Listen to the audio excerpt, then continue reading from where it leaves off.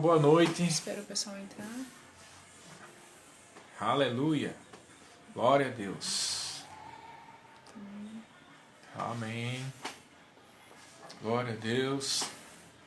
Deus é bom. Entrou uma pessoa. Aleluia. Entrou uma pessoa por aqui.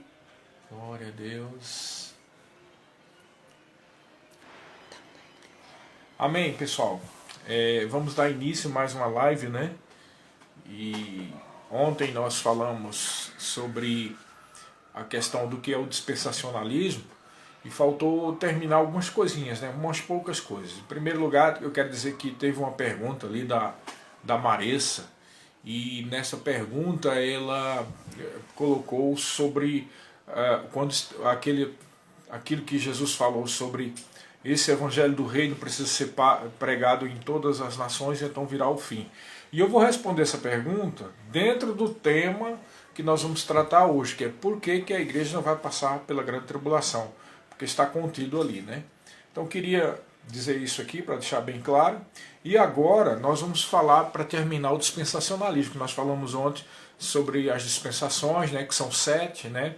Inocência, consciência, governo humano, patriarcal, lei, graça e o milênio, né? E aí faltou só falar uma coisa sobre os fundamentos, sobre os princípios do dispensacionalismo. Quais são esses princípios? É muito importante, porque como nós dissemos ontem, para a gente começar a tratar sobre coisas como, por exemplo, o coronavírus e a realidade escatológica, né, o que a Bíblia diz sobre isso, você precisa ter uma base para você entender do que a gente vai falar, né? Então, a primeira base é dispensacionalismo. Você precisa entender que a Bíblia ela trata sobre as dispensações. Isso é um assunto bastante claro, eu até citei ontem, só de passagem, né? Que havia, por exemplo, dilemas como o porquê que Deus, mesmo sendo conhecedor do presente e do futuro, e ele sabia que o homem ia cair, mas por que ele deixou diante dele a possibilidade, diante do homem, dele ter acesso à árvore do conhecimento do bem e do mal? A gente falou ontem que tinha a ver com responsabilidade e crescimento. Também tinha outro dilema, que é o da prisão e depois a soltura de Satanás. Ele fica preso durante 1000 anos, e você vai ver que esses 1000 anos que ele fica preso coincidem com o milênio, o que prova também a existência do milênio. Mas depois é necessário que ele seja solto. E por que é necessário que ele seja solto? Porque não só vai existir o milênio, como também o milênio é uma dispensação. E como toda dispensação de Deus, precisa haver responsabilidade e prestação de contas. Então é por isso que o diabo vai ser solto, que é para provar o coração. Aí as pessoas dizem, mas coração de gente que já se converteu e já foi ressuscitado? Não, não é dos ressuscitados que somos nós ou que seremos nós, mas daqueles que vão nascer durante o período do milênio. Sim, porque vai haver pessoas nascendo, casamentos, né, e união, porque a população do milênio ela não vai ser só composta pelos irmãos da igreja, convertidos, né, como nós, que estaremos com o corpo ressuscitado. Estes, claro, a Bíblia diz que serão como os anjos. Não se dão em casamento, logo não tem relação sexual, por isso mesmo não tem nascidos. Mas vai haver um remanescente de pessoas vivas que vai escapar do período da grande tribulação, e estes sim é que vão fazer esses casamentos, e é aí onde vai haver a população que vai se multiplicar, e essa população precisa ser provada conforme os princípios do dispensacionalismo. E é por isso que Deus vai soltar Satanás. Então, esses dois dilemas aí são dentre tantos, mas esses dois dilemas já provam que existe realmente dispensacionalismo e que existem dispensações. Então, os fundamentos do dispensacionalismo, primeiro, é a interpretação literal. Precisamos interpretar a Bíblia literalmente como ela é. Você pode estar pensando assim, mas isso é óbvio, pastor. Para algumas pessoas não é tão óbvio. Tem gente que não acredita que haverá milênio. Por quê? Porque eles pensam assim que quando a Bíblia fala de 1000 anos é um número simbólico, é uma simbologia, é algo subjetivo. E conforme o que a gente aprende da palavra de Deus, está errado. Embora a Bíblia tenha simbologias e tenha coisas assim que tem a ver com tipos e antitipos, isso claramente está descrito na Bíblia, né?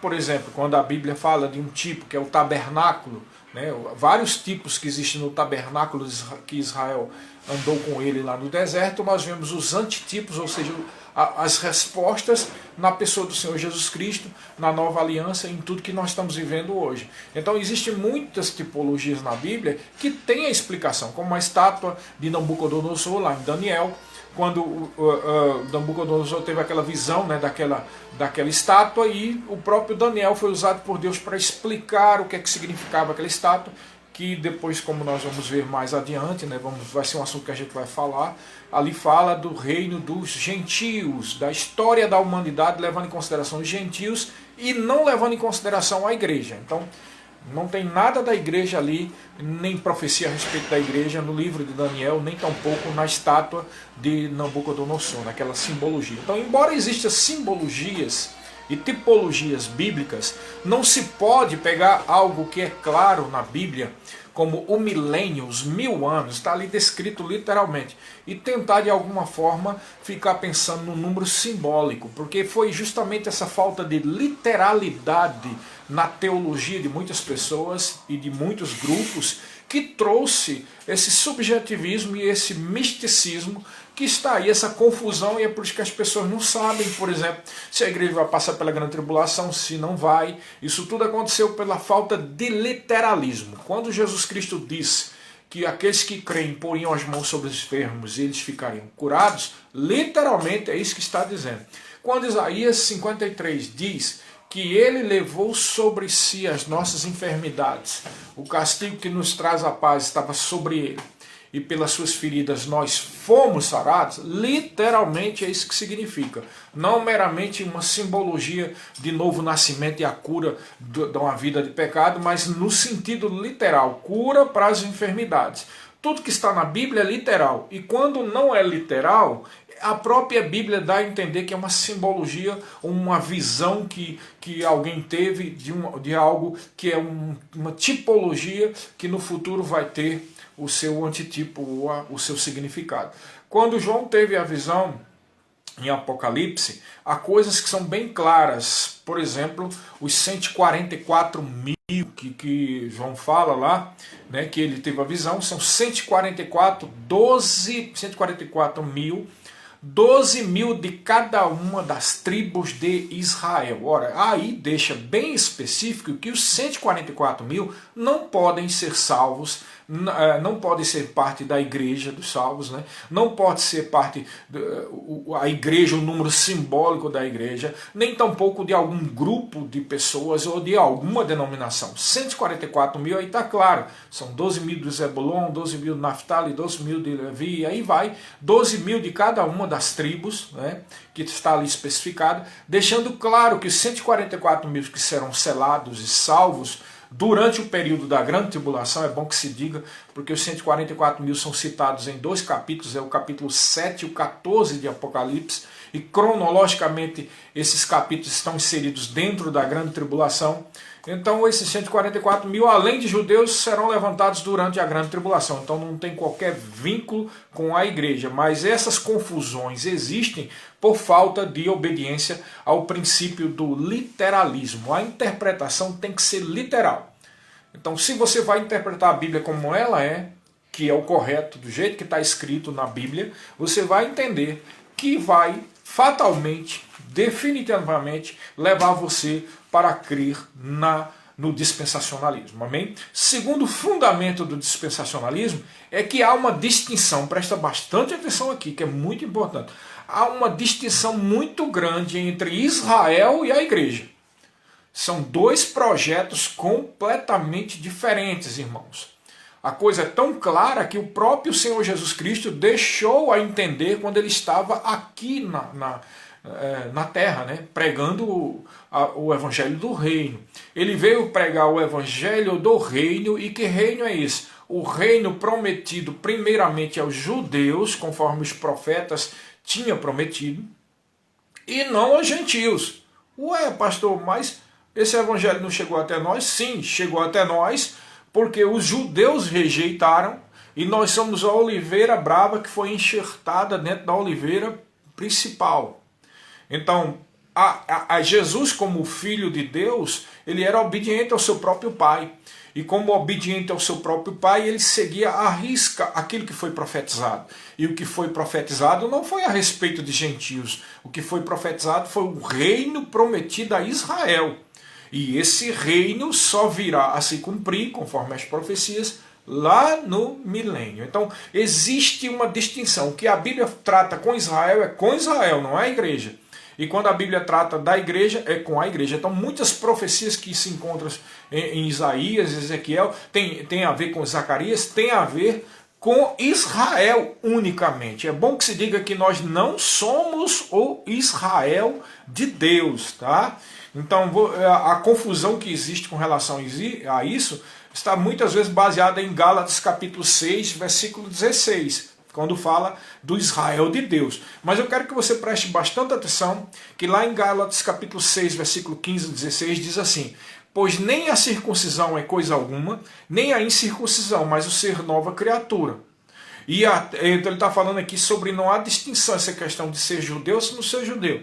E aí ele diz, e a todos quantos, melhor dizendo, ele está falando aqui que não há distinção quanto à salvação, a ser nova criatura, tá? Tanto faz ser judeu como ser gentil, ser nova criatura já é outra coisa. E aí ele diz, e a todos quantos andarem de conformidade com esta regra, que regra?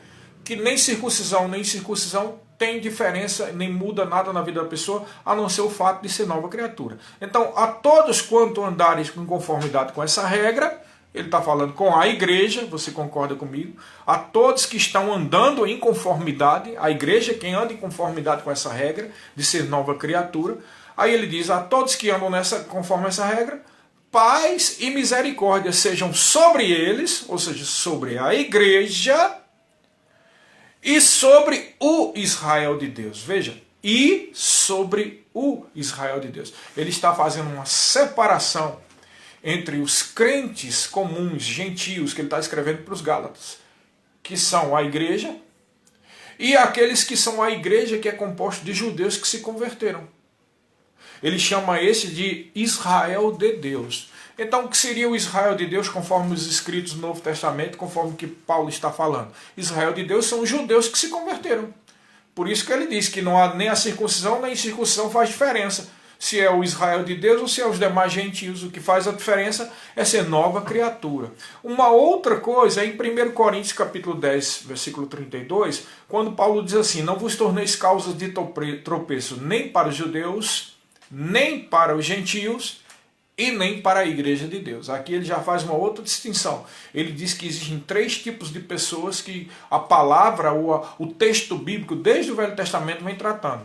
A profecia a respeito dos judeus, a profecia a respeito dos gentios e a profecia a respeito da igreja. Amém, queridos? Então é preciso você entender que tem coisas que é só para os judeus e tem coisas que é só para nós, para a igreja. E tem coisas que é só para os gentios. Exemplo, livro de Daniel. O livro de Daniel não trata nada com a igreja, a não ser os exemplos de vida de santidade e de consagração de Sadraque, Mesaque, Abidnego e Daniel.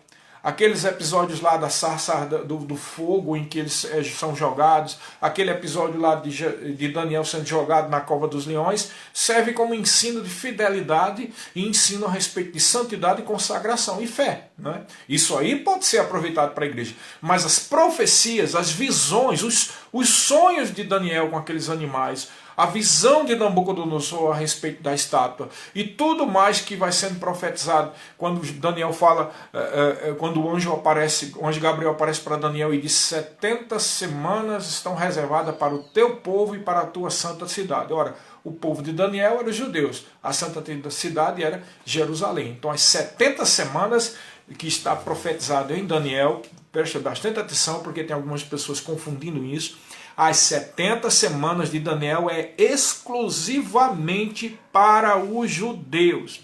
Não tem validade nenhuma para a igreja. Isso aí conforme o ensino literal da palavra. Amém, queridos? Veja bem, existe projeto, profecia de Deus para Israel, existe profecia de Deus para os gentios. Sim, a estátua de Nabucodonosor está compondo ali também uma profecia sobre os gentios. Mas na estátua de Nabucodonosor, nada ali simboliza a igreja. Ok? Então isso aí já limpa muito o ensino errado, dizendo que a igreja vai passar pela grande tribulação, o que isso é um erro. Eu respeito que as pessoas que creem assim, afinal de contas, todos são livres para crer da forma que quiser, mas se a gente for literalmente interpretar a Bíblia da forma correta, você vai ver que existe o dispensacionalismo e você vai ver que o livro de Daniel, as profecias não tem nada a ver com a igreja, e é por isso que a igreja não vai passar pela grande tribulação. Nós já começamos o assunto de hoje dessa forma, né? Então, e o terceiro, a base do dispensacionalismo, é que tudo que Deus projetou através das dispensações tem o propósito da sua própria glória, ok? Primeiro fundamento é interpretação literal. Nunca esqueça isso, irmão. Só interprete a Bíblia literalmente. O que é simbólico está claramente lá simbólico, tá bom? Mas o segundo fundamento é uma distinção. Existem profecias para os judeus, existem profecias para os gentios e existe profecia para a igreja. Você tem que fazer bem direitinho essa distinção. É por isso que eu citei os 144 mil. Apocalipse está falando ali naquele trecho do capítulo 7 e capítulo 14 do período bem no olho do furacão, bem no meio da grande tribulação. E ali você vê que ele fala de 144 mil, que é composto de 12 mil de cada uma das tribos de Israel. Então, ali você vai entender claramente que está falando que são judeus convertidos. Aí você pode perguntar assim, mas para que Deus vai levantar 144 mil judeus? Por quê? Porque Deus ainda tem um projeto para Israel. Jesus disse que não me vereis mais, vocês judeus, até que digais, bendito o que vem em nome do Senhor. Isso vai acontecer no final da grande tribulação, como resultado da pregação do evangelho do reino a toda criatura, através dos 144 mil judeus e daqueles que estavam desviados e ficaram aqui, não foram arrebatados, mas vão se converter durante o período da grande tribulação e vão pregar o evangelho. Está aí mais ou menos já parte da explicação, né? Depois nós vamos ver na Bíblia, tá? Nós vamos ver já a explicação na Bíblia, né? Sobre o que é então essa pregação. Então será pregado esse evangelho do reino a toda criatura, então virá o fim. Nós vamos ver daqui a pouco aqui, tá? Mas explicando direitinho, alguém perguntou aqui os que são gentios, então vou explicar. Quem são judeus? Judeus é todo aquele que geneticamente é filho de Abraão. Então são aqueles que geneticamente realmente são judeus, nascidos judeus, de pais e mães judeus. Esses são judeus, tá? Esses que foram perseguidos durante, por exemplo, o regime nazista na Alemanha, né? Esses são judeus, tá? Quem são os gentios? Todo mundo que não é judeu. Então nós somos gentios, ok? Mas pastor, então quer dizer que aí tem os judeus e os gentios? Sim, mas tem um terceiro grupo, que é a igreja. E a igreja é o quê? É composta de judeus e gentios que nasceram de novo. Lembra que foi que em Gálatas Paulo disse? Pois nem a circuncisão e nem a incircuncisão é coisa alguma. Ele está falando aqui de se a pessoa é gentil ou se é judeu. Isso aí não importa. O que realmente importa é ser nova criatura, ou seja, fazer parte do terceiro grupo, que é composto de judeus e gentios, de oliveira verdadeira e oliveira brava enxertada. Entendeu? Os dois grupos é o que Paulo chama de um mistério que esteve oculto desde antes da fundação dos tempos, que isto é, Cristo em vós, a esperança da glória. Ele está falando de Cristo em vós para os gentios. Ele está dizendo que os dois, judeus e gentios, agora fazem parte de um só grupo, de um só povo. E esse povo é a igreja. Então, repassando, judeus, os que nasceram e que são geneticamente judeus. Gentios, todo mundo que não é judeus. Igreja, judeus e gentios que nasceram de novo. Ok, pessoal? Amém? Aí você pode estar pensando, então existe gentios? Claro que existe. Todo mundo que está aqui no Brasil, na Itália, na França, nos Estados Unidos, que não é judeu e que não se converteu. Então existe a profecia para os gentios, vai valer para ele. Inclusive a grande tribulação vai acontecer sobre as nações, sobre os gentios e sobre os judeus que não se converteram. Então, na verdade, a grande tribulação vai atingir gentios e judeus, mas não a igreja de Deus. E isso nós vamos tratar daqui a pouco, tá bom? Então, esses são os três, finalizando esse assunto de ontem, os três fundamentos dispensacionalistas. Interpretação literal, distinção entre as profecias para judeus, gentios e a igreja.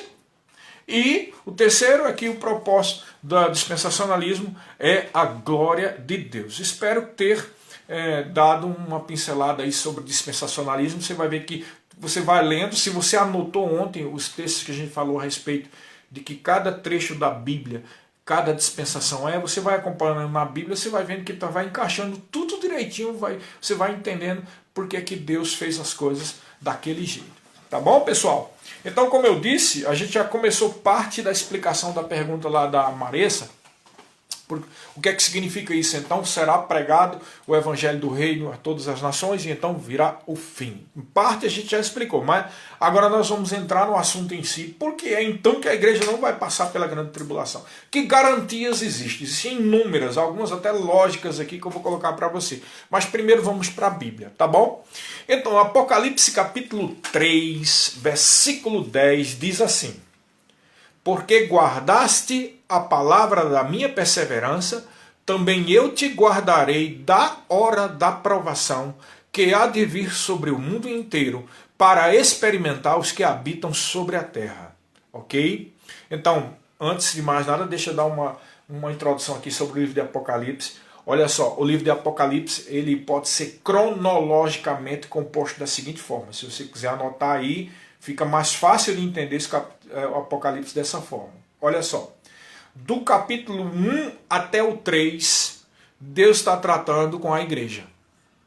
Então no capítulo 1 você vê o Filho do Homem sendo revelado diante de João, os olhos com chama de fogo e tal.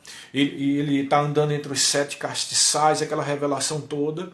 No capítulo 2 e 3 nós vemos as cartas às igrejas da Ásia. Tá? Essas cartas que estão ali são referentes, presta atenção, a igrejas que realmente existiram naquela época, mas também são cartas que representam 7 tipos de crentes, e também são cartas que representam 7 tipos de igreja, e também há uma interpretação bastante aceita, que as cartas representam 7 períodos da história da igreja. Isso tudo, se você for ver, bate certinho, tá? A gente não vai entrar aqui, talvez numa live futura a gente fale sobre as cartas de Apocalipse, tá bom?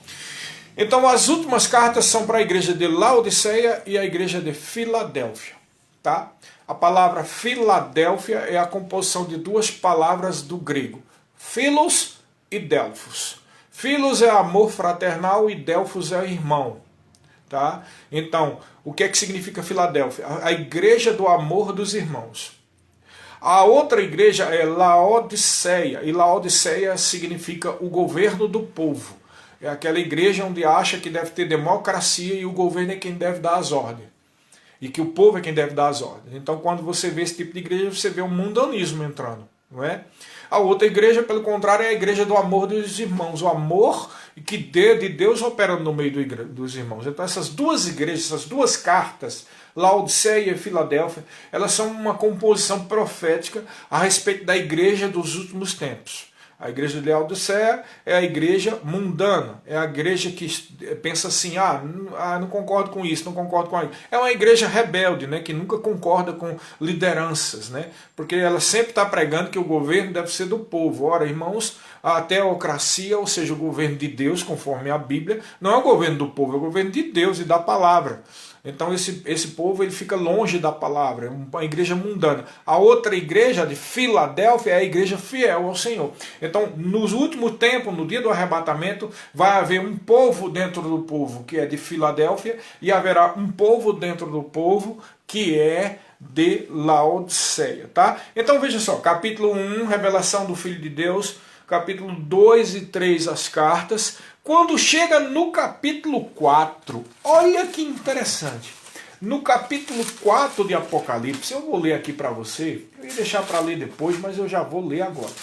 Olha que interessante, capítulo 1, capítulo 2 e capítulo 3 está tratando com a igreja. Quando chega no capítulo 4, versículo 1, o que está escrito? Depois destas coisas, que coisas? Capítulo 1, capítulo 2, capítulo 3, as cartas e tudo mais. Depois dessas coisas, olhei, e eis não somente uma porta aberta no céu, como também a primeira voz que ouvi, como de trombeta, tá pegando aí os pontos, ao falar comigo, dizendo, sobe para aqui e te mostrarei o que deve acontecer depois dessas coisas. Então, cronologicamente, o capítulo 4 vem depois, seguindo a sequência do tempo, vem depois da era da igreja. No capítulo 4, ele diz que havia uma porta aberta no céu e uma voz soou como de trombeta. E a Bíblia fala que no dia do arrebatamento, em 1 Tessalonicenses capítulo 4, fala que veremos a trombeta de Deus, né?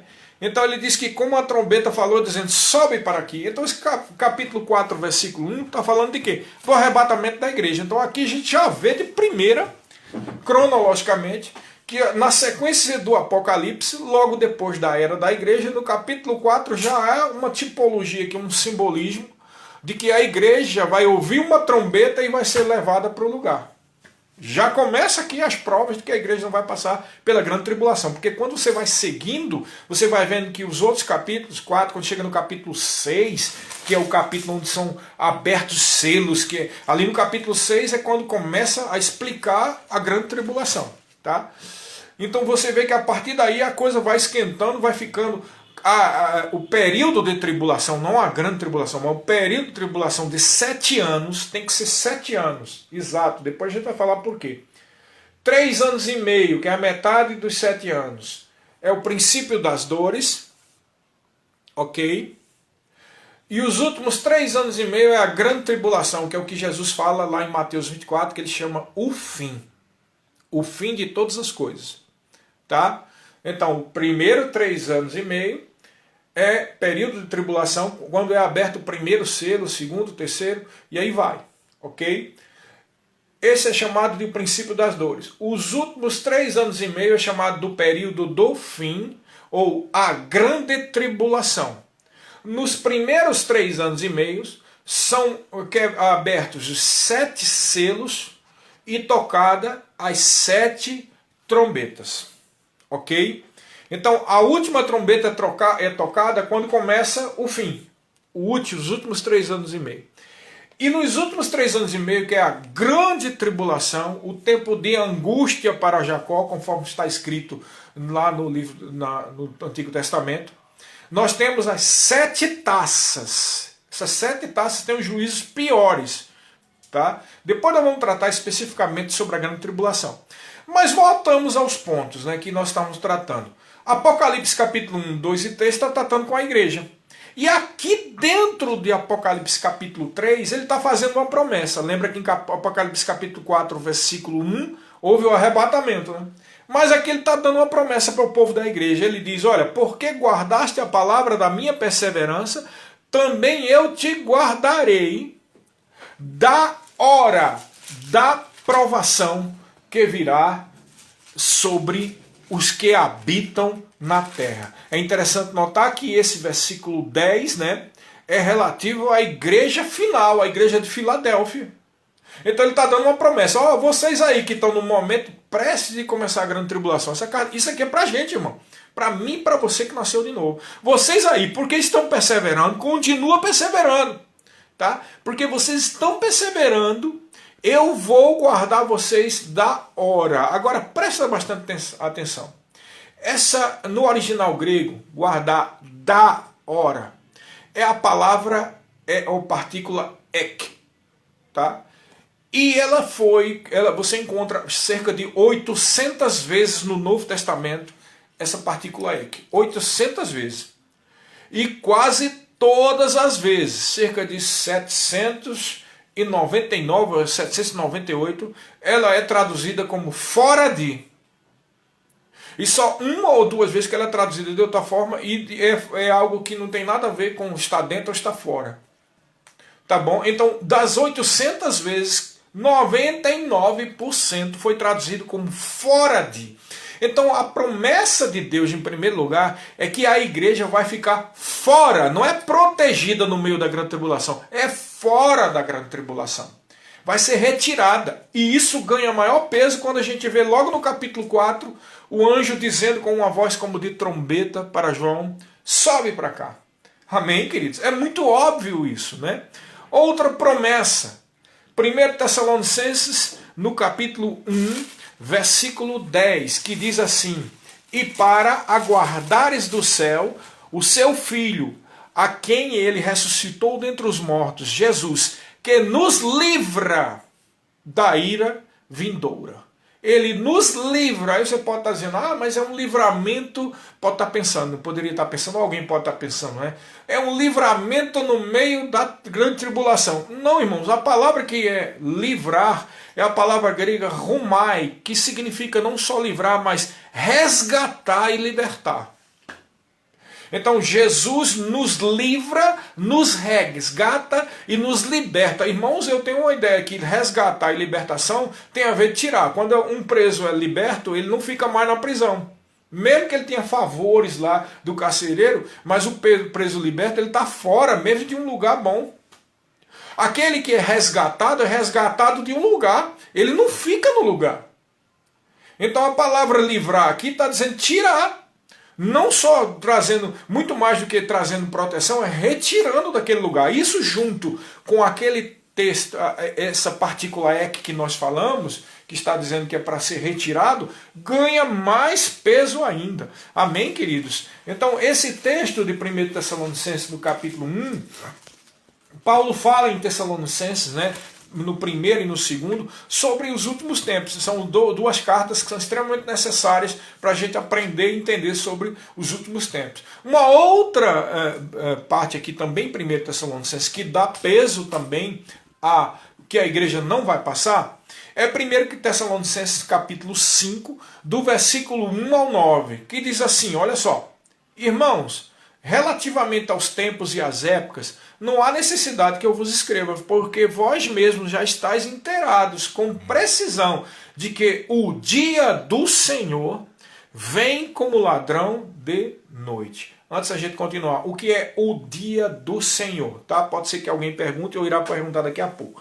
O dia do Senhor, ok? O dia do Senhor começa no momento do arrebatamento da igreja. Então, nessas condições cronológicas, o dia do Senhor começa quando começa a grande tribulação. E o dia do Senhor vai durante todo o período da grande tribulação e entra também no milênio. Então, o dia do Senhor não é só ruim. Ele tem a parte do juízo e tem a parte boa também. Mas o dia do Senhor começa no momento em que a igreja é arrebatada e começa o advento do anticristo, que é quando o primeiro selo é quebrado. Ok? Então ele está dizendo, olha, vocês não se preocupem, porque o dia do Senhor vem como ladrão, de noite. Ou seja, de um momento para o outro, como um ladrão. Veja bem, o ladrão vem de noite. O ladrão vem de repente.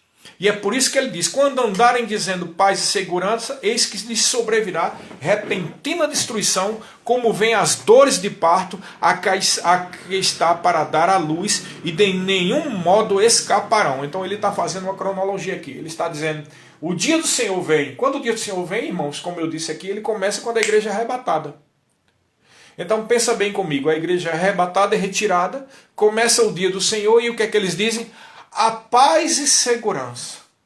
Oh, coisa boa. E quando você vai ver lá em Apocalipse, capítulo 6, que é quando começa o dia do Senhor, ou quando começa a grande tribulação, de primeiro, quando abre o primeiro selo, quando o Filho de Deus, Jesus, abre o Cordeiro, abre o primeiro selo, em capítulo 6, versículo 2, diz assim, vi então e eis um cavalo branco, e o seu cavaleiro com um arco, e foi-lhe dado uma coroa, e ele saiu vencendo e para vencer.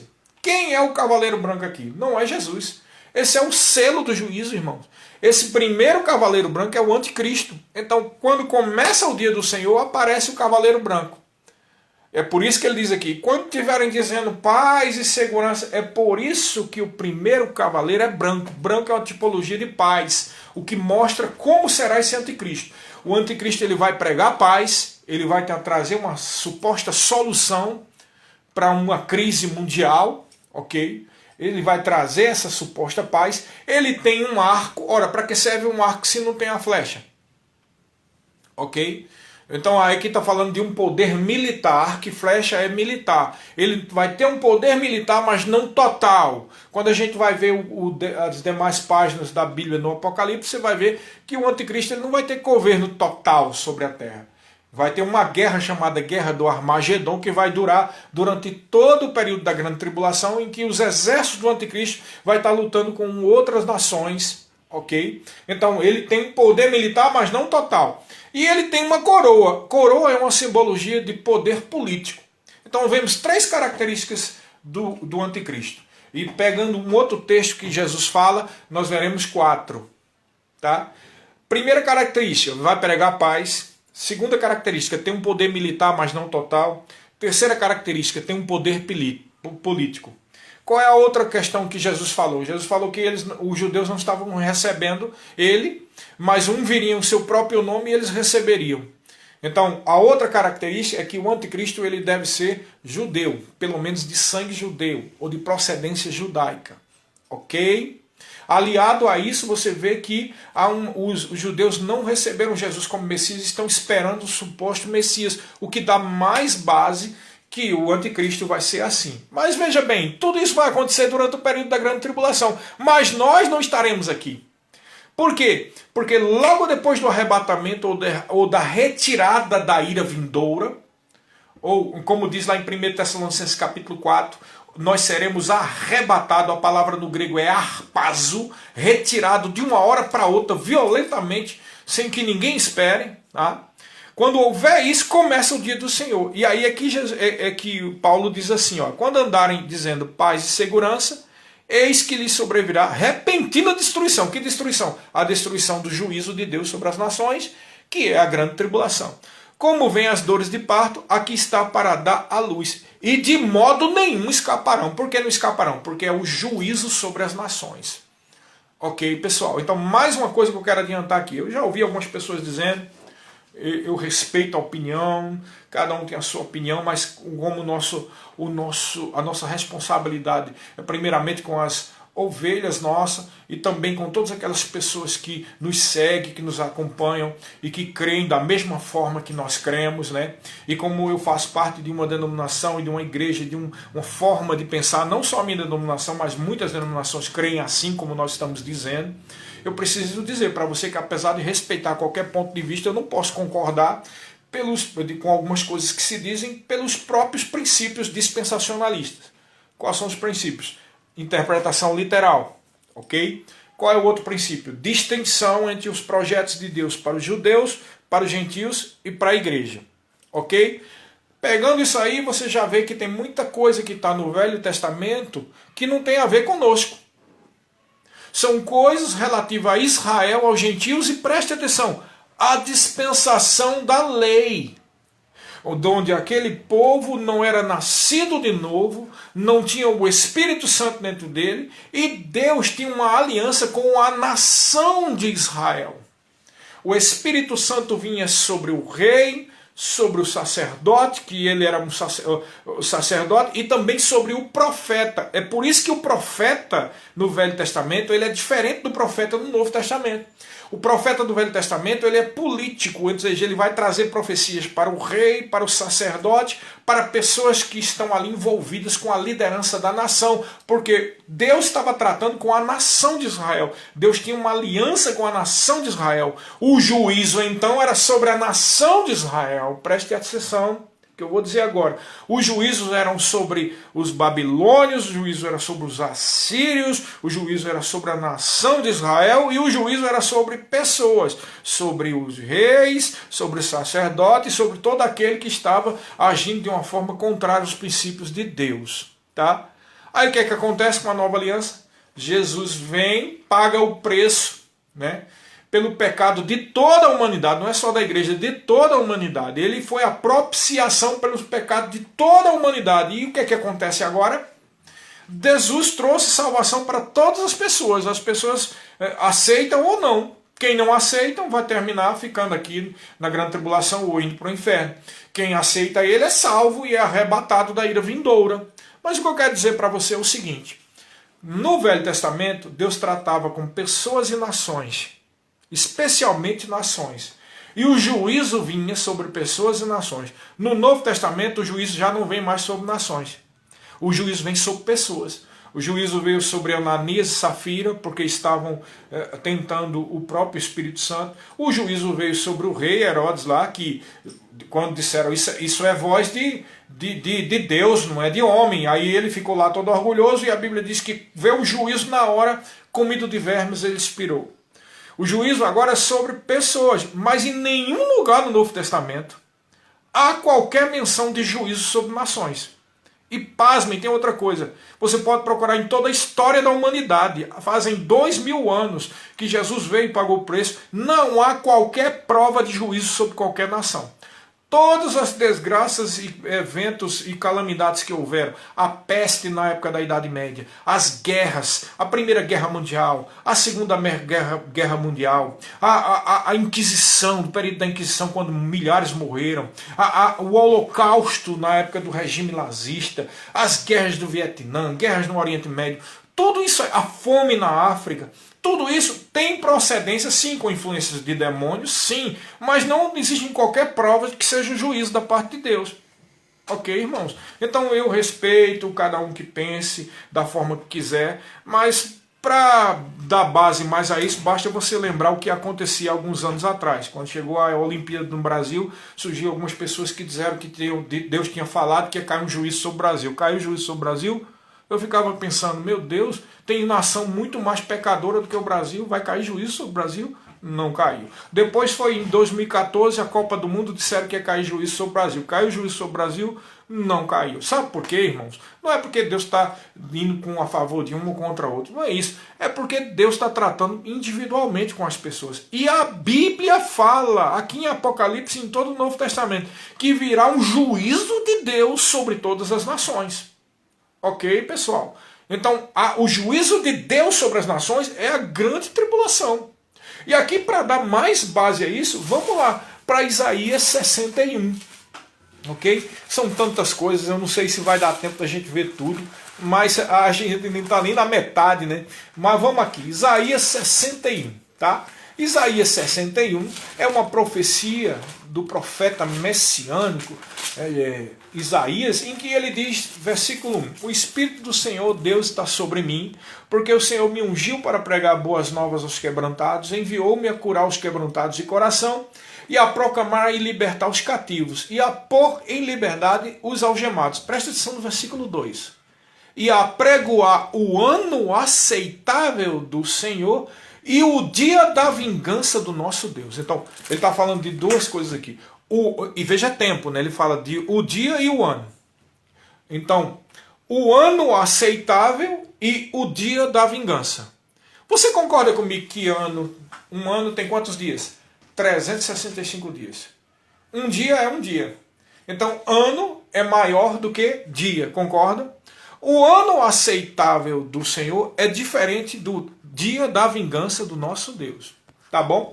Agora vamos ver lá o link com isso aqui, lá em Lucas, no Evangelho de Lucas, capítulo 4, quando Jesus ele cita esse versículo, né? Lá em Lucas capítulo 4, ele cita em 4:16. 4,16. Indo para Nazaré, onde fora criado, entrou num sábado na sinagoga, segundo seu costume, e levantou-se para ler. Então lhe deram o livro do profeta Isaías, e abrindo o livro, achou o lugar onde estava escrito. Olha só. O Espírito do Senhor está sobre mim, pelo que me ungiu para evangelizar os pobres, enviou-me para proclamar libertação aos cativos e restauração de vista aos cegos, para pôr em liberdade os oprimidos. E olha o que ele diz aqui. E apregoar o ano aceitável do Senhor. Versículo 20. Tendo fechado o livro, presta atenção.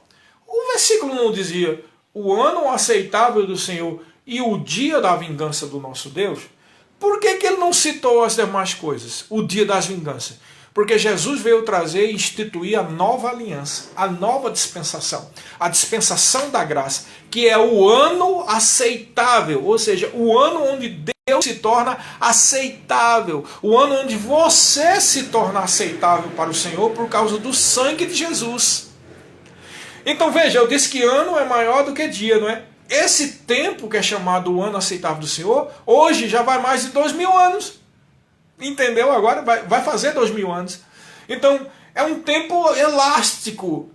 Mas ele não citou o dia da vingança, porque o dia da vingança é o dia da angústia de Jacó, é a grande tribulação, é o período de 7 anos, em que nós não estaremos inseridos, ok? E como o período é de 7 anos, é bem menos do que 2000 anos, assim como o ano aceitável do Senhor é diferente do dia da vingança do nosso Deus.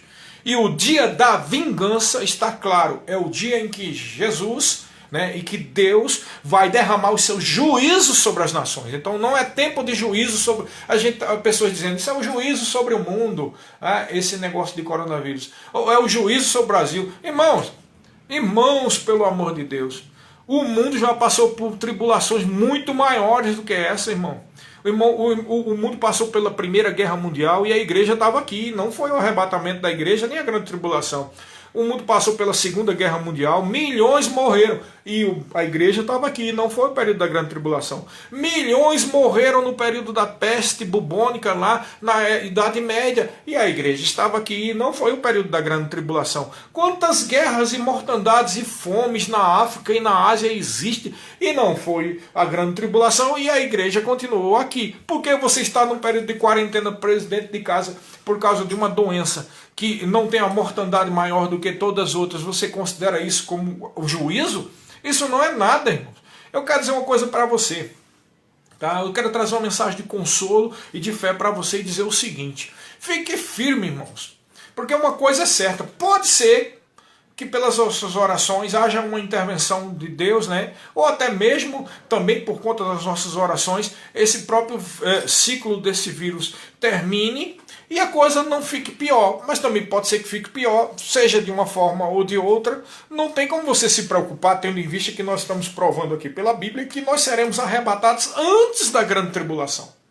O que acontece é que nós somos uma geração que nunca se envolveu com uma guerra mundial, uma geração que nunca padeceu de nada, e qualquer coisa como essa deixa todo mundo logo apavorado. Não é momento para se apavorar, tanto porque isso é muito pouco, como também existe força, poder de Deus para nos livrar. A Bíblia diz, caia 1000 ao teu lado, 10.000 à tua direita, tu não serás atingido. Existe proteção de Deus, os anjos do Senhor estão ao nosso redor. Não precisamos estar temerosos, ainda mais por conta da promessa de que seremos arrebatados. Quando Paulo cita o arrebatamento lá em 1 Tessalonicenses capítulo 4, ele termina aquele textinho dizendo o seguinte: consolai-vos, pois, uns aos outros com essas coisas.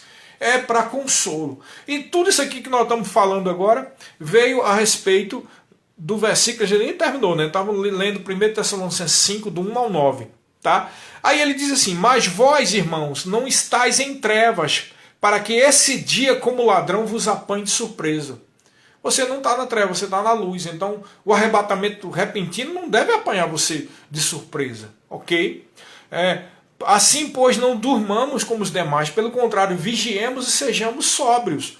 Ora, os que dormem, dormem de noite. Os que se embriagam, é de noite que se embriagam. Nós, porém, que somos do dia, somos sóbrios, revestimos-nos da couraça da fé e do amor, e tomando como capacete a esperança da salvação. Essa esperança da salvação tem a ver com o arrebatamento, porque Deus não nos destinou para a ira.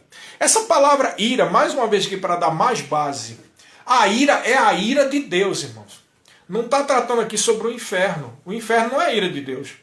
O inferno é o juízo, é o julgamento sobre aqueles que não aceitaram Jesus. A ira de Deus, ele está citando aqui a ira sobre as nações. E o que é a ira sobre as nações? São os juízos de Deus sobre as nações. E o que é o juízo de Deus sobre as nações? O período de 7 anos da grande tribulação, que nós como igreja não estaremos. Tá bem?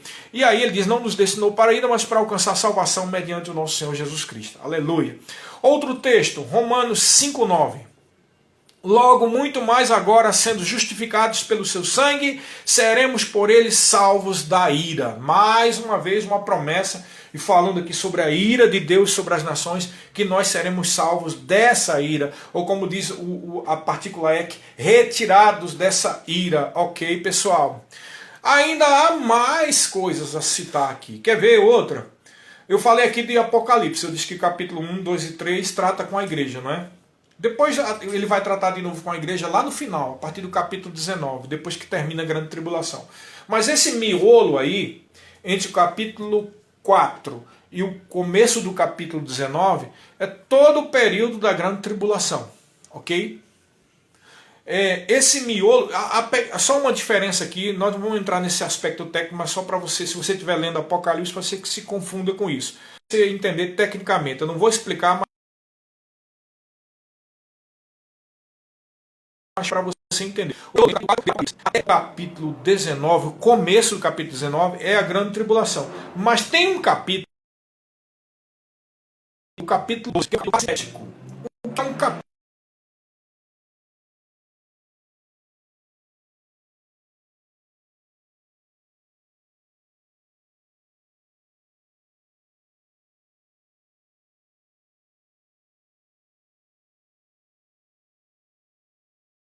dentro do período da grande tribulação. Então, mas ele em nenhum momento cita a igreja, nem a nossa dispensação da graça. Então é um capítulo parasintético, ele puxa aqui dali para mostrar o quadro geral de toda a história da humanidade. É como se o capítulo 12 fosse mais ou menos como um link com o simbolismo da estátua de Nabucodonosor. Se você pegar a estátua de Nabucodonosor, você vai ver que ali há vários reinos, e há o reino do anticristo e há o milênio, tá? Volta um pouquinho ao parasintético. Eu vou pausar Tá o bom? vídeo. Mas retornou aí? Retornou. Pessoal, retornou aqui, teve uma parada em algum vídeo, então eu vou falar de novo sobre parasintético. Então, o capítulo 12 é um capítulo parasintético. Então é o quê? É como se fosse assim, um quadro geral. Tá?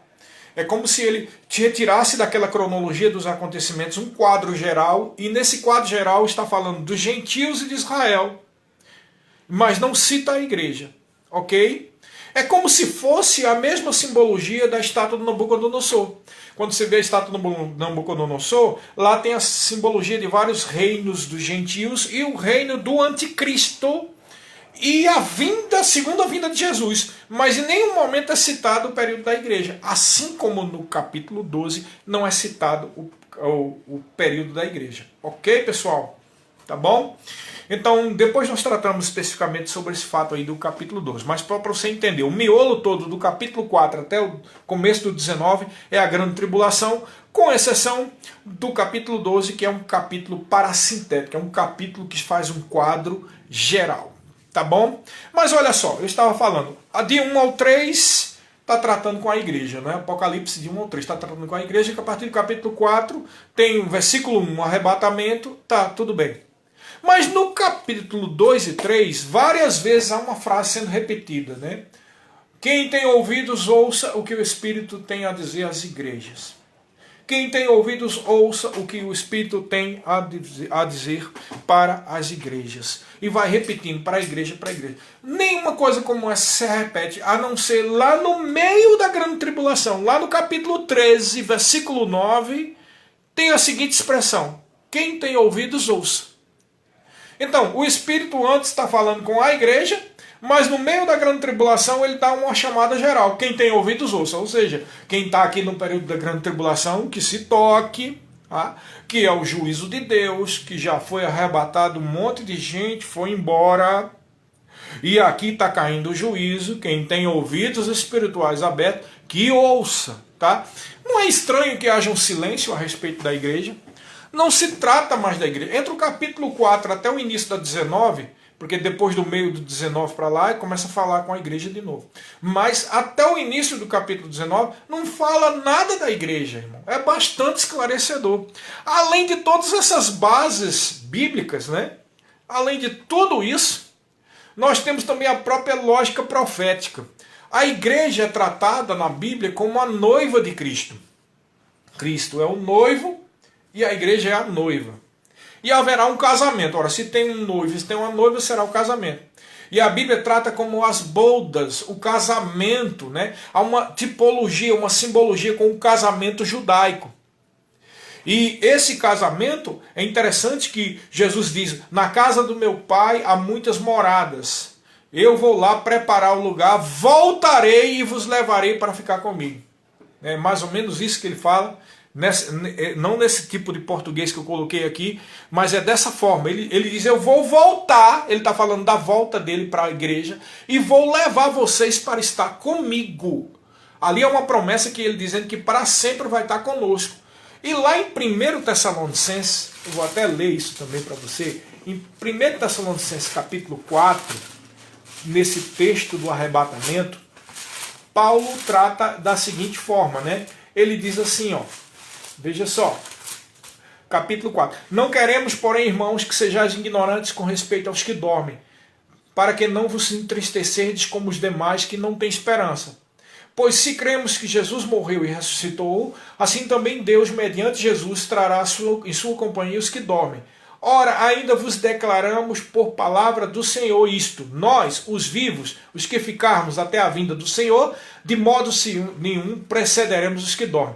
Porquanto o Senhor mesmo, dada a sua palavra de ordem, ouvida a voz do arcanjo, ressoada a trombeta de Deus, descerá dos céus, e os mortos em Cristo ressuscitarão primeiro. Ressurreição dos mortos para os cristãos, tá? Depois nós, os vivos, os que estiverem vivos, os que ficarmos, seremos arrebatados. A palavra no original grego, arpazo, resgatados, seria quase como sequestrados violentamente. Juntamente com eles, entre as nuvens. Então aqui não está falando da volta de Jesus na terra. Está falando do encontro nosso com Jesus nas nuvens. Para o encontro do Senhor nos ares. E olha o que ele diz. E assim estaremos para sempre com o Senhor. Então aqui faz um link com aquele outro versículo que Jesus Cristo disse que a casa do meu pai há muitas moradas, vou preparar lugar e virei, voltarei e vocês estarão conosco, ok?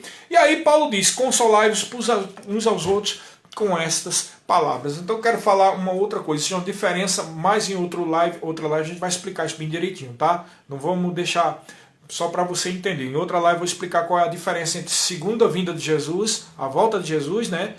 E o arrebatamento. São dois eventos totalmente diferentes. Jesus só vai voltar, a segunda vinda, no final da grande tribulação. Agora, o que nós estamos esperando é o arrebatamento, que Paulo diz aqui, o encontro com o Senhor nos ares. Ele não vai pôr o pé aqui na terra. Porque depois que ele arrebata a igreja, o que é que acontece? Ele abre os selos e começa a grande tribulação. Ok? Mas enquanto houver a grande tribulação aqui na terra, o que é que vai acontecer conosco? Nós estaremos com o casamento. Então nós somos a noiva. Onde já se viu, irmão, o pai do noivo e o noivo deixar a noiva no meio da grande tribulação? Quando está reservado para ela um casamento. Você já, por isso que eu disse, uma lógica profética. Tá? Você pega todos esses versículos, tem outros mais, onde já se viu um negócio desse, hein? Não tem qualquer sentido. Jesus não ia deixar sua noiva aqui para que o anticristo viesse trazer confusão e morte, irmãos. A Bíblia deixa claro também no texto de Tessalonicenses, que o que está detendo o advento do anticristo é o quê? O Espírito Santo. O Espírito Santo detém o anticristo. Ok? O Espírito do anticristo já está aqui conosco. Talvez essas coisas que nós estamos passando, talvez seja a preparação do quadro profético, onde o espírito do anticristo está se movendo, mas não o próprio anticristo, porque o anticristo só vai ser revelado no momento em que a igreja for arrebatada. Ok, pessoal? Nós temos outra prova aqui, que é aquilo que eu falei, que responde a pergunta da Marissa. Eu vou fazer o seguinte, eu já vou preparando você, eu vou fazer da seguinte forma. Já vai dar 1 hora, já deu 1 hora, tá bom? Mas eu vou adiantando, se por acaso cortar o vídeo, tá? Aí vocês me desculpam, eu vou fazer o seguinte, eu vou continuar isso na live de segunda-feira. Aliás, de terça-feira, né? Porque na live de segunda nós vamos ter a presença do Maneco aqui conosco, falando sobre coronavírus e essa questão dos últimos tempos. Tá bom, pessoal? Então o que eu queria falar agora? Né, que responde aquilo que a Marissa falou. O Sermão do Monte. O Sermão do Monte explica muita coisa, mas também tem sido, por as pessoas não respeitarem aqueles princípios dispensacionalistas de literalismo, de literalidade e não considerar as dispensações, tem sido também um texto que tem sido mal entendido. E é por conta daquele texto de Mateus capítulo 24, o Sermão do Monte, que há muitas pessoas pensando que nós vamos passar pela grande tribulação. Mas você precisa entender o Sermão do Monte. Presta atenção, vou ler aqui, quanto der a gente vai indo. Se não der, a gente continua amanhã, tá? Então no versículo 1 em diante diz assim: tendo Jesus saído do templo, ia se retirando, quando se aproximaram dele os seus discípulos para lhe mostrar as construções do templo.